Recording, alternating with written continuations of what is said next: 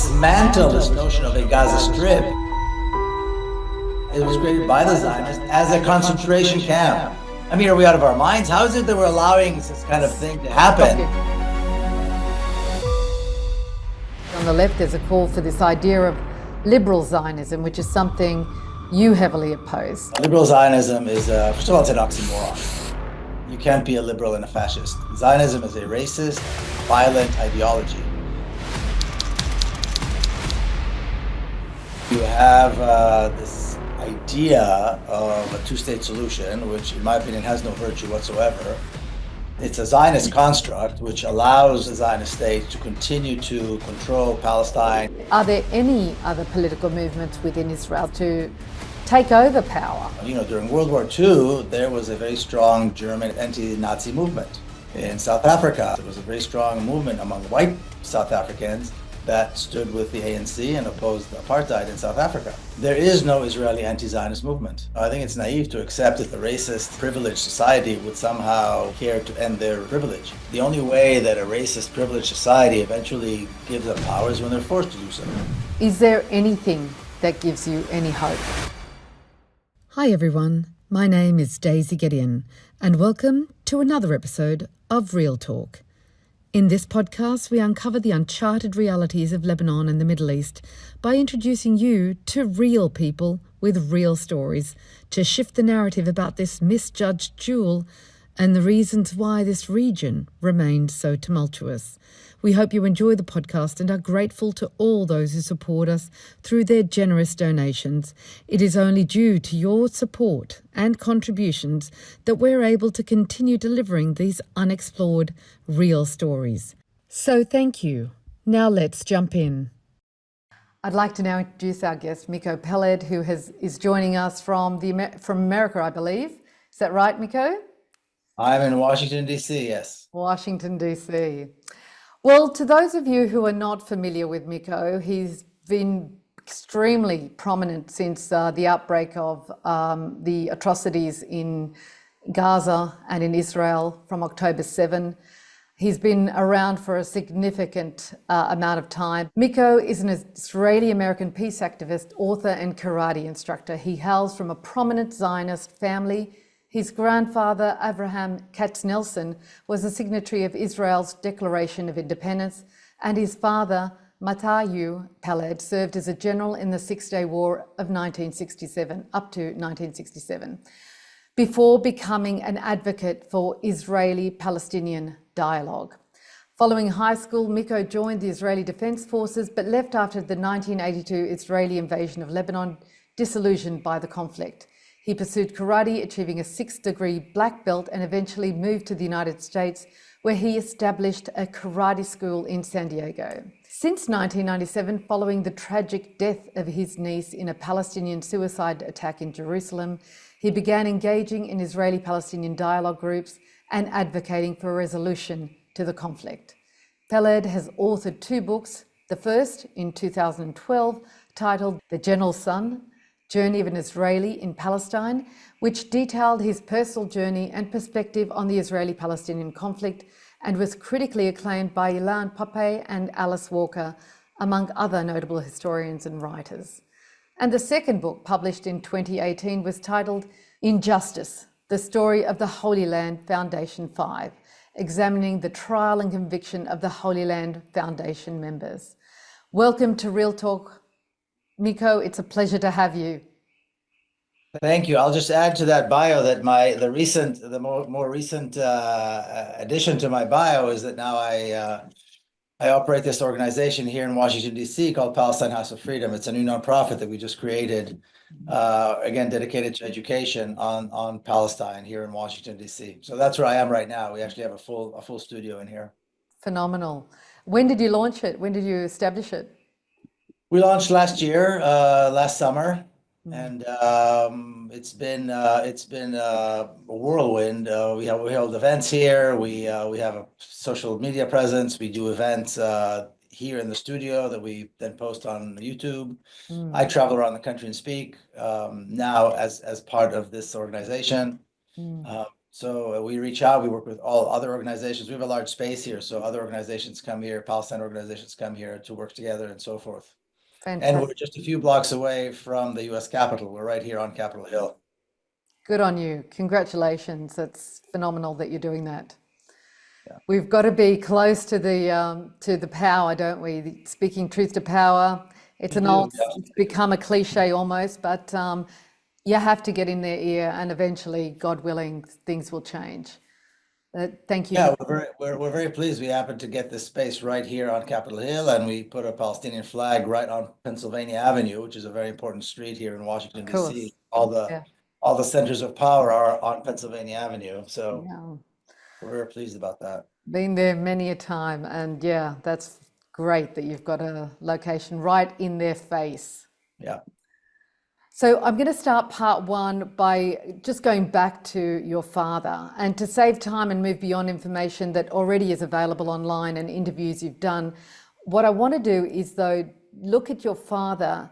And when I was doing the research on you, I found it, intriguing, and I wanted to understand the mental shift that your father experienced after the 1967 Arab-Israeli War, specifically how he moved away from the belief that violence, ethnic cleansing, oppression, and control over the Palestinians were the only means of achieving the Zionist vision and ensuring the safety of the Zionist Israelis in occupied Palestine and Israel. What shift, happened within your father, the process that enabled him to understand and come to the conclusion that oppression and genocide wasn't going to make Jewish people safe in Israel?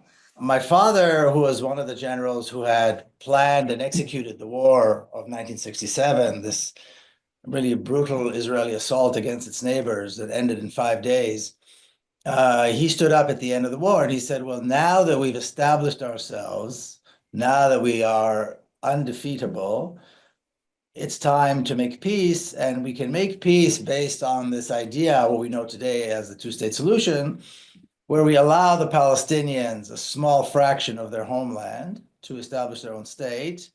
We return the lands that we just occupied in this war to the other Arab states, and we can make peace. He never, he was a Zionist through and through. He just believed that at that particular time in history, this was the best strategy for the state of Israel.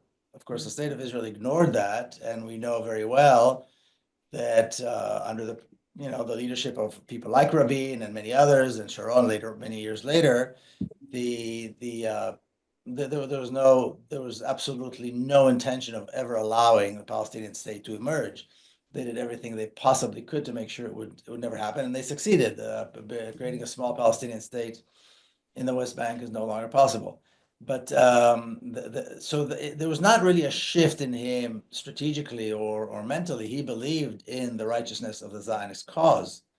And he never apologized for 1948, for the horrific crimes which he participated in as a young officer of 1948. But he said, we shouldn't look back. We need to look forward. Now we have an opportunity. We need to make peace. And he dedicated the rest of his life to that end. And he became known as, as a man of peace and so forth. Although, like I said, the Israeli establishment, as soon as the 1967 assault and occupation were completed, the state of Israel went ahead and destroyed Palestinian towns and villages and neighborhoods in East Jerusalem and in the West Bank, and built massively for Jews only, expelling hundreds of thousands of Palestinians. And then he became somewhat of an outcast, somewhat of a renegade, because he dared to talk about Palestinian rights. He dared to speak of Palestinian rights. Rabin was kind of forced into the Oslo Accords many, many decades later. People thought for a moment that maybe what the Oslo Accords were going to lead to was a Palestinian state, but we know today that the only reason Rabin, who was a dedicated war criminal and should have found his way to The Hague, the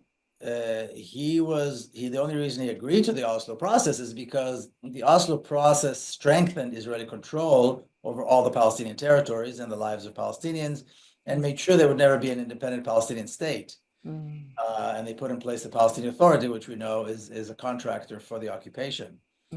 Sharon, though, he was dedicated to the destruction, and had he been alive today, he would have applauded the genocide that we've been seeing in Gaza. So Sharon never made that shift at all.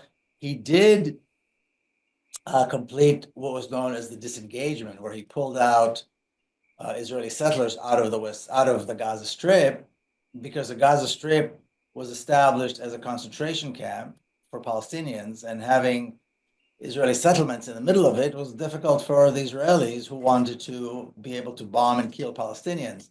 So he pulled out some 6,000 or 7,000, stubborn settlers that decided to settle there, so that the closure of the concentration camp would be more effective, and so that bombing and killing of the Palestinians within it could be done without having these Israeli Jewish settlers there in the way.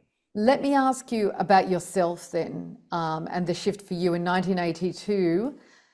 It was a critical year for you because you were doing your military service and not quite finished it yet. The battalion that you were part of went into Lebanon, but you weren't part of that. You were back in Israel because of an injury. I think you were training medics, but watching what happened with that Israeli invasion of Lebanon, with the troops moving all the way up to Beirut, with the Israeli troops surrounding Sabra and Shatila, and the massacre by the Lebanese Christian phalangists of the Palestinians in those refugee camps. That was one of the worst black-marked events in the Lebanese civil war.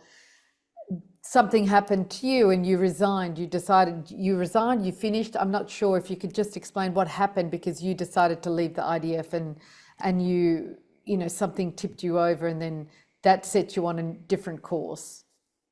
Well, not exactly. I was the last year of the 3 years mandatory service. But yeah, the invasion of Lebanon in 1982 was a breaking point for many Israelis of my generation, because some of us still believed in the purity of the cause and the purity of the Israeli military and this idea of a moral army.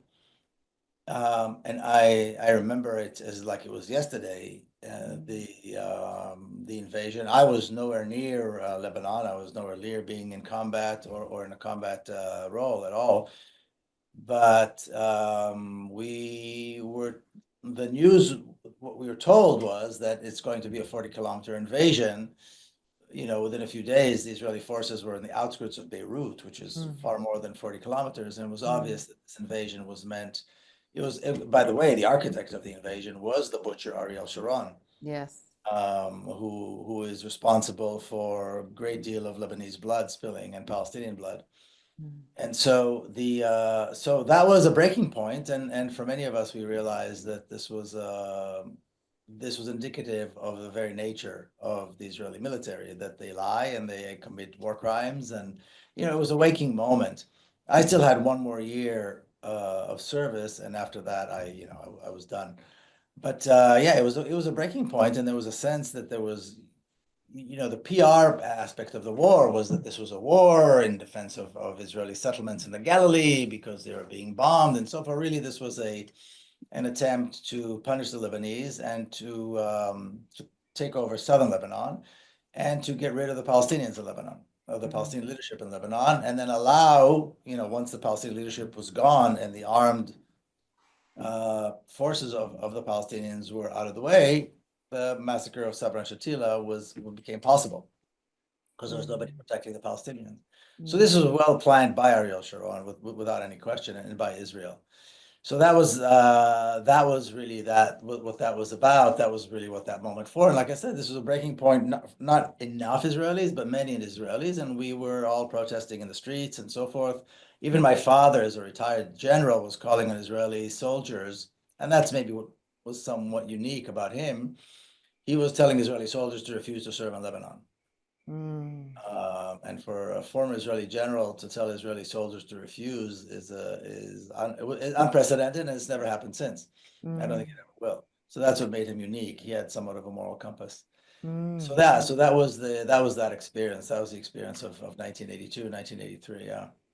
Can I ask you about just something very peculiar to Lebanon? On the assassination of President-designate Bashir Gemayel, there's arguments as to whether Israel assassinated him or Syria assassinated him. Do you have, from the Israeli perspective, has any information come out on that point? I don't have any information any more than anyone else does, but there's very little doubt that Israel was interested in creating a political reality in Lebanon that was favorable to Israel. And so and of course they would stop at nothing. So there's no question in my mind that Israel was involved in everything that happened in Lebanon politically during those years and militarily. There's no question that Israel was involved in my mind. Again, I don't have more information than anyone else does. No. But just understanding the strategic thinking in Israel, and I mean, look at what's happening now with Syria. It's obvious that Israel's hand is in all of this. Jumping to the next question and looking at 1997, again, a formative year in your life where you were living in the US at this time and you'd started martial arts, you were a career, your 13-year-old niece, Smadar, may God rest her soul, was killed in a Palestinian suicide attack in Jerusalem.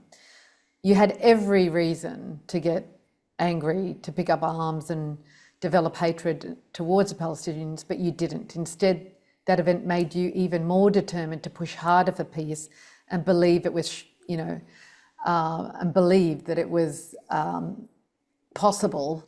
But it was also the first time after that you, I believe, started to get to know Palestinians or had meetings with Palestinians. Why did you choose peace and education rather than violence and destruction? Well, I don't know that I accept the premise that I had every reason to want to take up arms and kill. I think that's a very negative response. I mean, I think adding more killing to killing is maybe natural, but I think it's immoral and makes absolutely no sense. And I have to credit my sister, Smadar's mother, who stood up right away and said the idea of revenge is grotesque. Killing more people. What she said was no real mother would want to see this happen to any other mother. Killing more people in response to the death of a child is grotesque, is insane. And she rejected that right away, and we all did. I mean, obviously, while it's true perhaps that many people would opt for revenge, and it makes no sense, particularly since we know, and of course I began my journey a little bit shortly after that, but now we know, when we pause for a moment and we think about why these things took place. I mean, what is it that brings three young men to kill themselves and kill so many others? I mean, the reality that was created by Israel for Palestinians was so horrific. So we have to see, what is the source of the problem? What is the source of the issue? It's like people today trying to blame the Palestinian resistance for the genocide in Gaza. It's absurd. The perpetrators of the genocide, the perpetrators of the violence in Palestine going back 100 years have always been the Zionists. And so I think it's a question of having a realistic look, a holistic look, if you will, on the reality in Palestine and find the source of the problem, find the source of the violence. The source of the violence has always been the Zionists and the Zionist state. But that triggered in me a need to engage with Palestinians, which of course that led to me entering that second part of what is called in the book, I call the journey of an Israeli in Palestine. That's what triggered me into that journey. What I'd like to move into now is part two and talk about liberal Zionism, particularly the landscape in Israel. As with other places, there's the right and the left politically. Typically on the left, there's a call for this idea of liberal Zionism, which is something you heavily oppose. For those who, give them a definition, Zionism, correct me if I'm wrong, can be summarized as a nationalist movement that supports the establishment and maintenance of a Jewish homeland in the historic land of Palestine. Whereas liberal Zionism is a political ideology that supports the existence of a Jewish state while advocating for democratic governance, civil rights, and a peaceful resolution to the Israeli-Palestinian conflict. Liberal Zionists typically support a two-state solution, believing that Israel can be both a Jewish and a democratic state while ensuring rights and self-determination for Palestinians. And when we look at that on the face value, if you remove the word Zionism, many people would accept the idea of liberal Zionism. It sounds good, but it advocates the idea of peaceful coexistence between two people in two separate states, neighbouring states. But when we go deeper, and this is where I'd like you to help us understand, because people propose this idea of liberal Zionism and believe that it's a solution, but, you know, to what extent does a true ideological divide exist between left and right in Israel, particularly when it comes to policies on Zionism and Palestinian rights? Yeah, there is no real ideological divide between Zionism. I mean, the differences are cosmetic, and there's absolutely no divide when it comes to the land, the rights to the land, and the Palestinian issue, as we've seen. Liberal Zionism is, first of all, it's an oxymoron.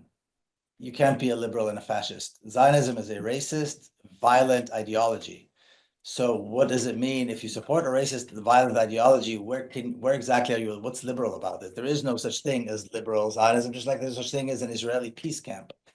You know, you either support Israel, you support Zionism, or you are for peace. These are two diverging directions. There's no way to bring them together, to bridge these things. And so, but it's a very effective fig leaf.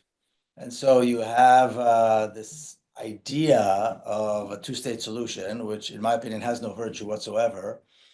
It's a Zionist construct which allows the Zionist state, to continue to control Palestine, control the resources, and control the lives of every Palestinian, and maintain this very, very oppressive and very, very sophisticated apartheid regime. And then at the same time, pretend like they want peace. You know, yeah, we want the two-state solution, but look, you can't talk to these people because they're terrorists and so on and so forth. So it allows for this duplicity, if you will.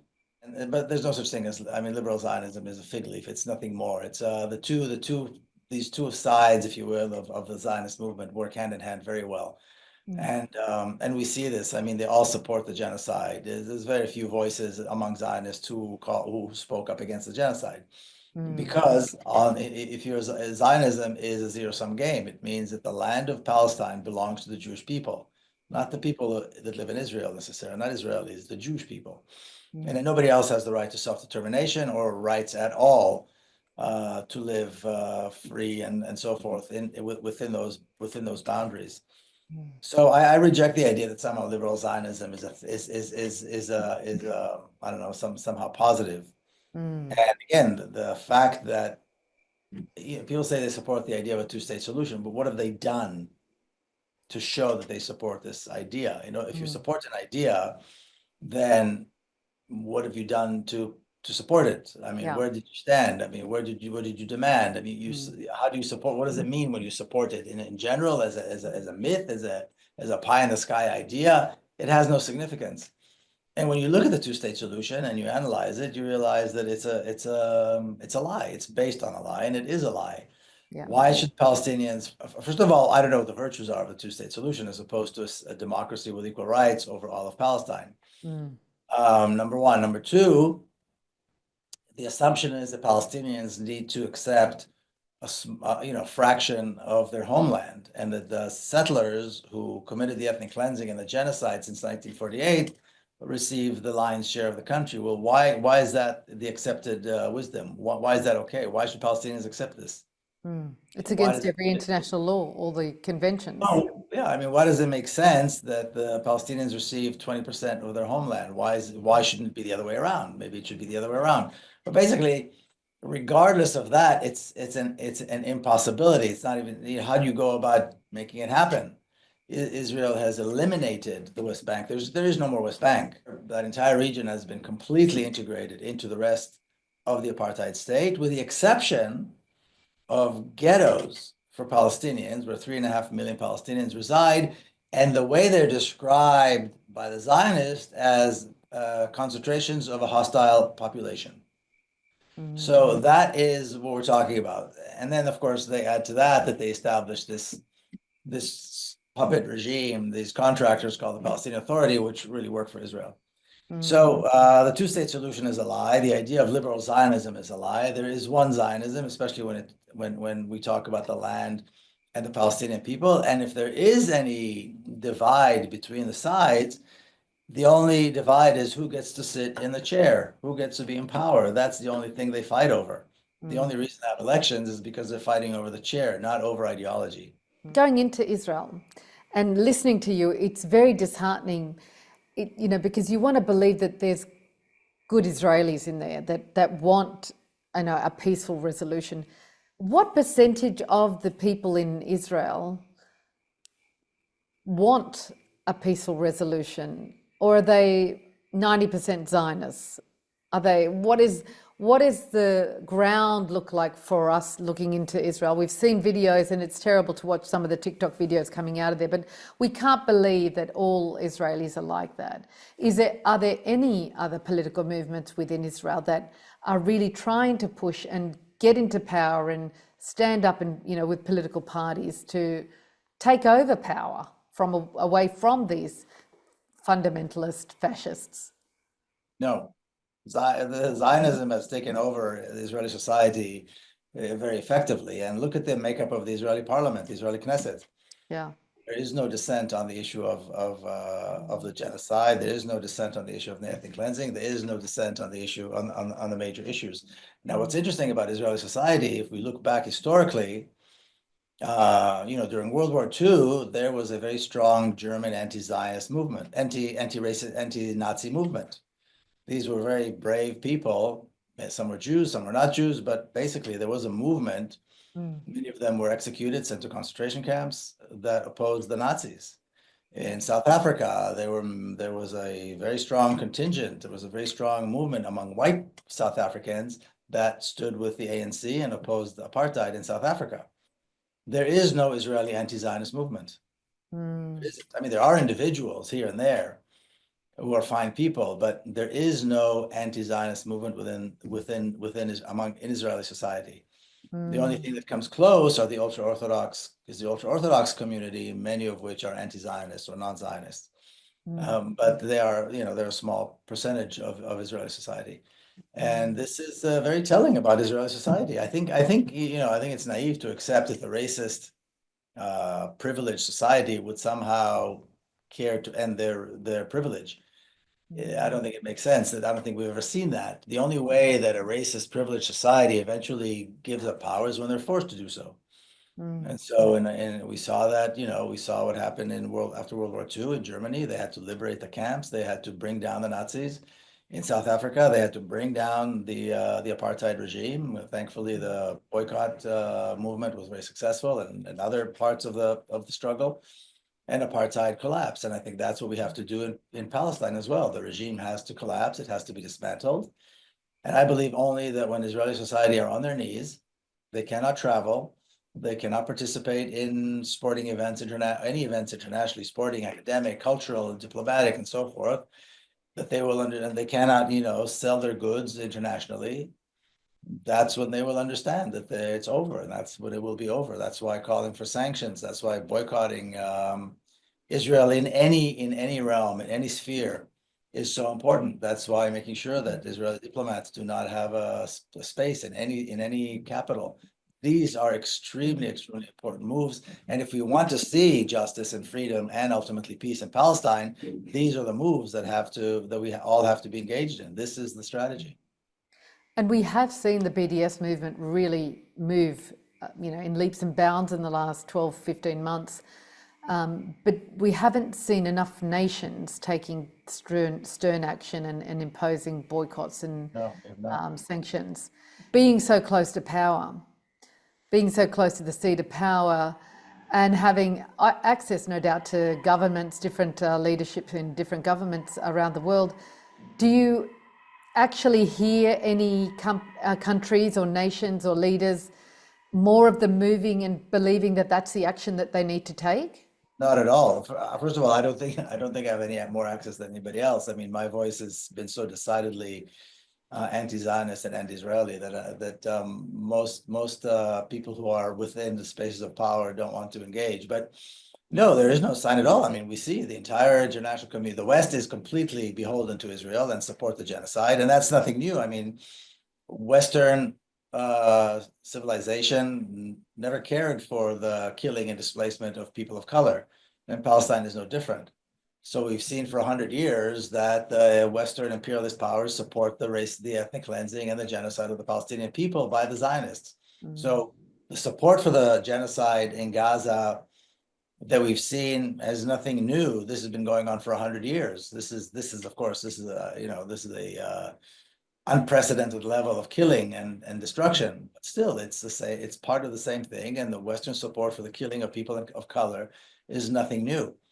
I would say, though, that as the number of people of conscience who are now willing to stand up and express their dissent is greater than ever before. It's still not enough, but we that live in countries that actually vote for their leaders, we have a say. We can make sure that they lose their jobs over their support for Israel. People who live in countries where they don't necessarily vote directly for their leaders and for the people in power, there are other ways in which they can make their voices known, make their voices heard, make sure that any collaboration and cooperation with Israel is unacceptable. And I think Lebanon is a good example. Lebanon suffers a great deal from its anti-normalization stance with Israel. And so that's a very good thing. But this is a struggle that I believe we're all going to be judged upon. His history will judge us. Our children, our grandchildren are going to judge us. They will ask, where did you stand on this? Where were you when the genocide took place? So I think this is important for people to remember. But to expect that Israeli society would there's no, well, I know what we should expect, but there is no real dissent within Israeli society. That we know for a fact. It's very disheartening, but because you look at everything that has happened in the last 16, 18 months, and it's shocking. I guess you've seen it and witnessed it many times because you lived there, but and I've been following it, but for decades myself, but never have we seen, as you said, this level of violence against the Palestinians, but also this level of awakening globally. But we feel like it's got to change now, like something's got to happen now. There's much more unity globally, but the action, it's vocal unity, but not active unity. No one, the global south is really where it should start, and real strong action can be taken. But there's so much power that you said the Zionist lobby has, but also America has. And I'm going to get into the American plan in a minute. But with Trump cutting off US aid, around the world, he's basically, has he also cut off influence, or is he using it as a bartering technique now? But because US aid into a lot of countries who depend on that money was also buying their alliance and their support. What might happen now with countries being cut off that way? I don't even know where to start. I mean, Trump policies are all over the place. They seem like madness, and I don't think there's any way at all to try to analyze or understand what the hell is going on. Maybe True. There's a small bit here or there, but there's really no way to make sense of anything that he does. But I don't know that the global south is where we should be looking for. Because naturally, the global south, there is solidarity and support for Palestine. But again, the West sending the money, sending the weapons, giving diplomatic cover, and these being, at least, somewhat democratic states where the voters actually can change the leadership, they can, put people out of power. That's really, I believe, where the pressure needs to be placed, and that's really where the responsibility lies. Now, even though we do see a rise in solidarity with the Palestinian cause, it never translates to actual action, like you said correctly.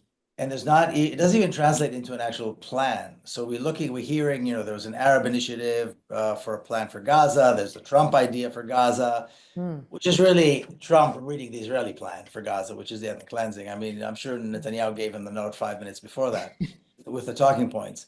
But if we want to see real change, if we really want to see the end of this oppression and the brutality to which Palestinians have been subjected, then we need to take a look at, again, the source of the problem. The source of the problem is that the Gaza Strip is a concentration camp that is being forced on the Palestinian people. Why is there a Gaza Strip? It should be dismantled so the Palestinians can travel freely anywhere they want, access resources anywhere they want. I mean, there are ample resources outside of the concentration camp. If you take down the walls, take down the checkpoints, take down the restrictions on travel for Palestinians, they can drive 10 minutes and they can be at a hospital. They can drive 10 minutes and purchase water and get a job and get everything they need. You know, hunger, starvation, people dying from hypothermia and dehydration in Palestine. Palestine is it's a country rich with resources. It's always been a rich country with resources. There is no justification for this.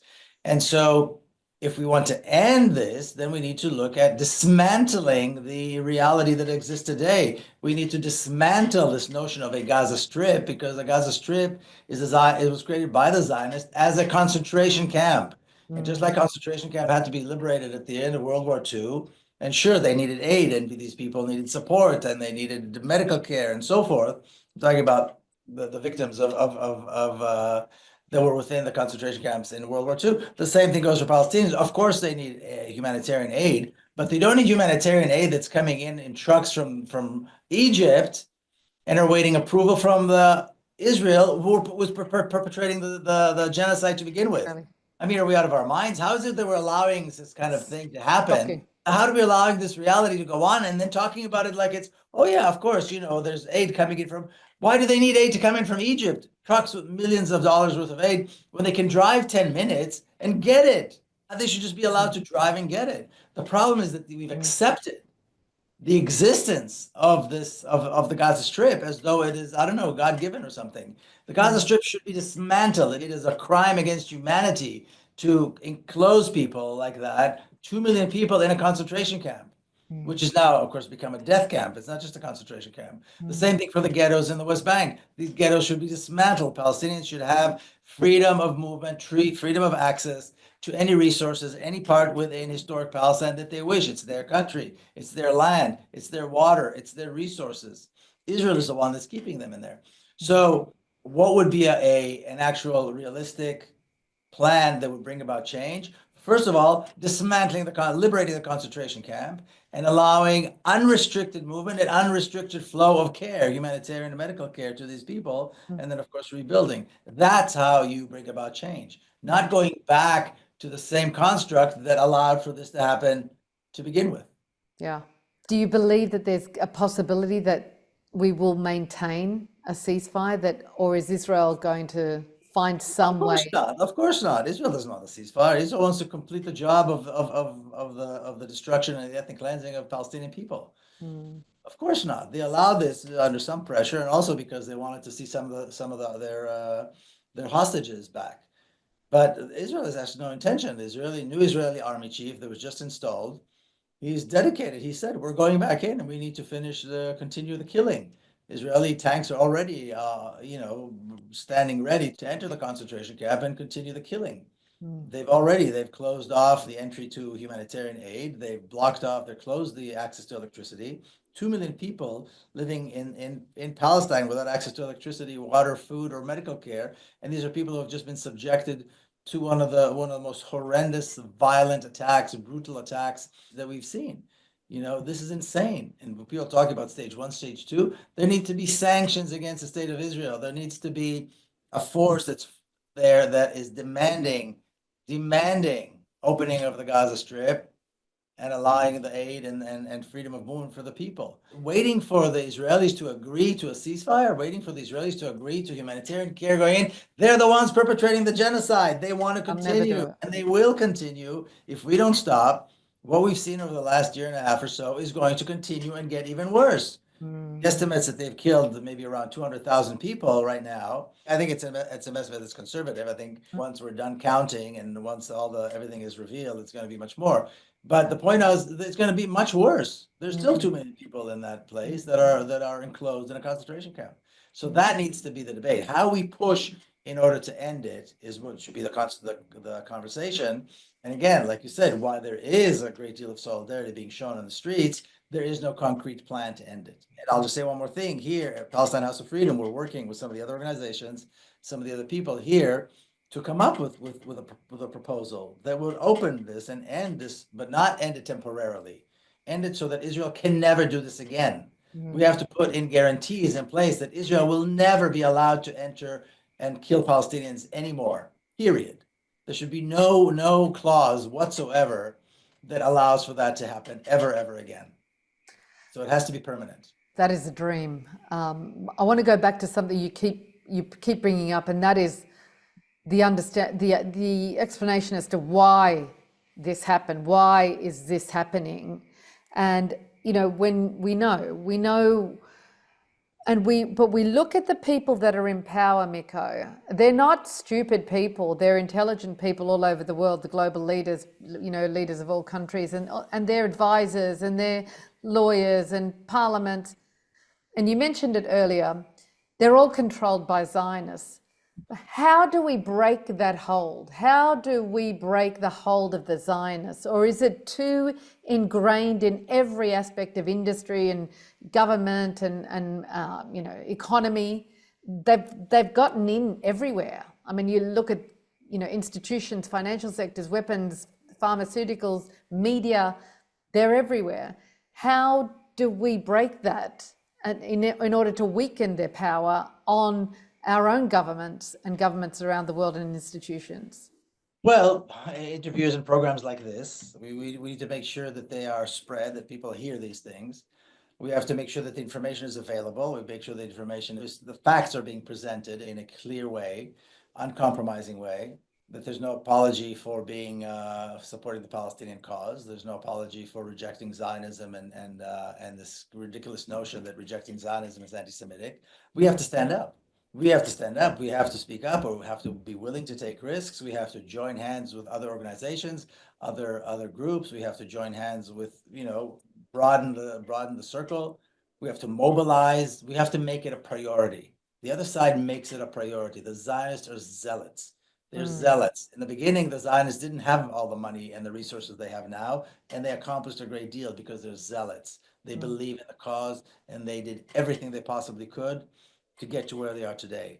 And they continue to do the same thing. We need a sense of urgency on the side of the people of conscience. There needs to be a sense of urgency. Can Zionism be defeated? Of course it can be defeated.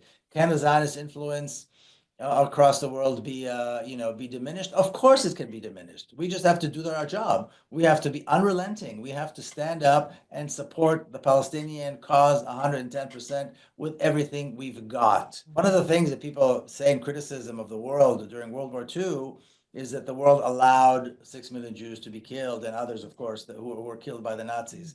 And people say, where were the world? I visited Ukraine. I was in that part of Europe where you walk along the streets in communities that had large, very large Jewish populations, and they were rounded up and killed. And my question was always, wait, where were the neighbors? Where was everybody else? How come they allowed this to happen? One night they came and took the Jews. These were your neighbors. These were your kids' friends. You know what I mean? These are people around you. The world is allowing it to happen. So now the world is allowing this genocide to happen. And if you dare stand up and call it what it is, which is a genocide, then people accuse you of anti-Semitism, and then we run away. Don't run away.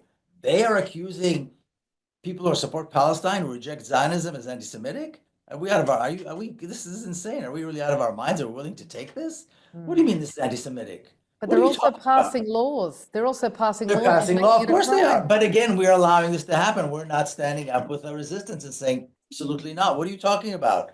What are you talking about? Standing against genocide is anti-Semitic? Standing against racism and violence is anti-Semitic? What are Jews, some kind of monsters that support racism and violence? The most anti-Semitic thing anybody can do is to say that this is being done by Jewish people, for Jewish people, and with support of Jewish people. Yes, these Jewish people in the Zionist states happen to be Jewish, but they're Jewish criminals. They don't represent, what Judaism is about. This has nothing to do with religion, by the way. There are wonderful Jewish people. Some are religious, some are secular, some are in between, who reject this and stand up against this. Anti-Semitism needs to be defined, and anti-Zionism has to be defined in a way that they're the same thing. Rejecting Zionism and rejecting anti-Semitism is the same thing. It's rejecting racism, it's rejecting violence, it's rejecting superiority. That's what it's about. Supporting Zionism is like supporting any other racist, violent ideology. And again, it's up to us to stand up and make it clear to our elected officials, you support Zionism, you're out of a job. You support Israel, you're going to be out of a job, and then you're going to be shamed for the rest of your life for having stood up for this genocide, for having stood up for this travesty.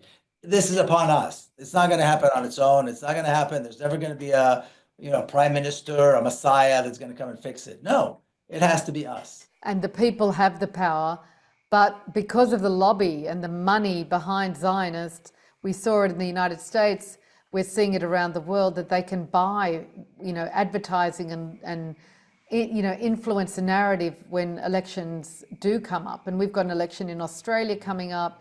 We saw the elections in Britain last year. Rishi Sunak lost, but Keir Starmer's no better. He's no better at all. That's what I'm talking about. These Western democracies, it doesn't matter which party gets in, they're both the same. They're going to do the same. They've been influenced, they've been bought, both sides have been bought.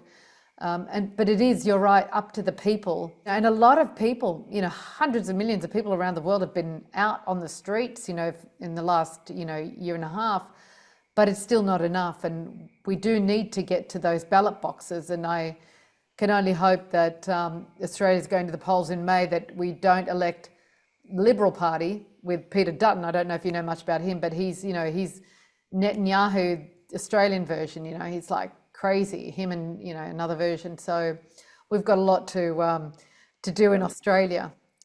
But I want to just touch on the last question I had was about this, the Trump plan, the Egypt proposal that you touched on earlier. There are discussions going on, and of course, Trump proposed the Gaza Riviera, but and it's of course we know it's a code for ethnic cleansing, but more recently the Arab Summit concluded that that Egypt put forward the plan with a phased procedure with interim measures, reconstruction, and governance, and the proposal is estimated to be around $53 billion. It was criticised by America, criticised by Israel, and unsurprisingly, but received a lot of Arab backing, as well the Organisation of Islamic Cooperation, France, Germany, Italy, UK. But we see Trump again turn to a different approach and bringing in his more direct approach with Hamas. Firstly, what I want to ask you is Trump's plan dead in the water, or is it still kicking around somewhere? Does someone still have, is it going to resurface somehow? And secondly, what do your experience, your sources, the analysts you speak to tell you about the likelihood of the Egyptian plan having any success?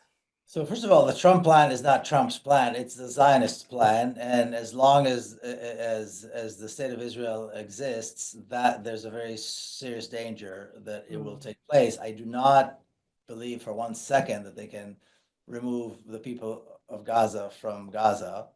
2 million people will not be cleansed, but they will kill a great many with no problem. They will kill a great many more. And again, I've been saying this for years, and I'm sorry that I have to say this again. What we've seen so far is nothing compared to what we're going to see moving forward if the international community does not stand in the way of Israel continuing. And again, any plan that is dependent on Israeli approval is not going to work. There has to be a plan in spite of Israel. The plan has to be to dismantle the apartheid state. Yeah. To dismantle the Gaza Strip and the ghettos of the West Bank, or what used to be the West Bank. There has to be an absolute freedom of movement, freedom to resources, and billions of dollars poured to rebuild and compensate the Palestinians for what was done to them. And there have to be guarantees put in place for the safety and security of the Palestinians moving forward forever. So it can never possibly happen again that a racist, violent ideology takes over Palestine and continues to kill Palestinians like this with no consequences, with impunity. Yeah. Palestinians are being killed with impunity, not only in Gaza, by the way, throughout all of Palestine. Yeah. Any Israeli can kill any Palestinian at any moment with impunity. This is Zionist ideology. That's what it's about. So we have to take a close look, a holistic look, and say, what is the source of the problem? And tackle that. The source of the problem, the existence of the apartheid state. The source of the problem is the fact that 2 million Palestinians are locked up in a concentration camp, in a death camp. The source of the problem, Israel is being allowed to continue to kill Palestinians, to torture Palestinians in prisons, children dying from infectious diseases in the Gaza Strip. What is this? This is Palestine. Palestine is a country full of resources. It has hospitals. It has good medical care. It always has. Even pre-Zionism. It was a developed country. So we're allowing this to happen. If we want to see a resolution, we want to see the end of the suffering, it's not to work within the Zionist construct. It's to end the Zionist construct, to dismantle Zionism completely in Palestine and allow for a free Palestine from the river to the sea on all of historic Palestine to emerge in its place. That is the only thing that can be done that will guarantee safety and security for Palestinians, that will guarantee that none of this violence will continue against Palestinians. It will guarantee democracy. It will guarantee the release of thousands upon thousands of Palestinian political prisoners who are now being tortured in some of the most horrendous ways known to man. That is what needs to happen. That is a plan. All this other stuff are not plans. They're waiting, they're begging for the approval of the perpetrator of the violence to agree to end it. It's madness. It's absolute madness. Yeah, makes no sense. Last question. Is there anything that gives you any hope? Well, yes. I mean, if I didn't have hope, I wouldn't be doing this work. Palestinian people, their spirit, their optimism, there's a saying, there was a line by Mahmoud Darwish who wrote that Palestinians have the incurable malady of hope. In Gaza, when Trump came out, read out this Zionist plan about the ethnic cleansing, there were these wonderful videos coming out from kids and old people within the Gaza Strip saying, "You really think you can take us out? You know who we are? You think you can get rid of us?"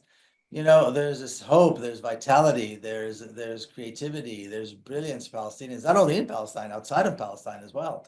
Yeah. That's what gives me hope. I'm in touch with Palestinian friends in Palestine, all the time. They get up in the morning, they send the kids to school whenever it's possible, with all the violence, with all the threats, with all the dangers.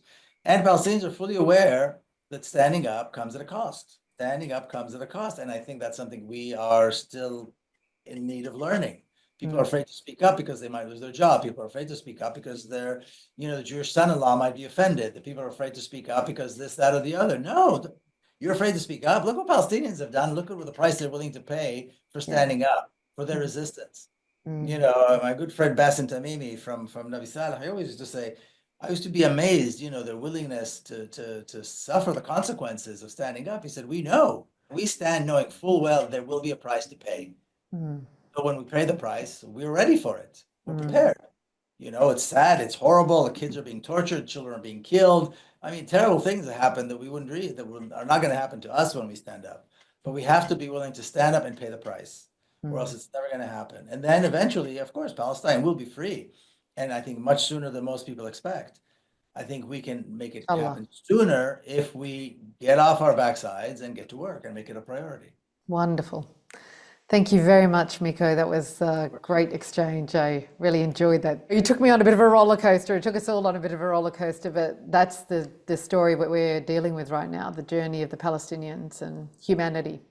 Yeah. Thank you again.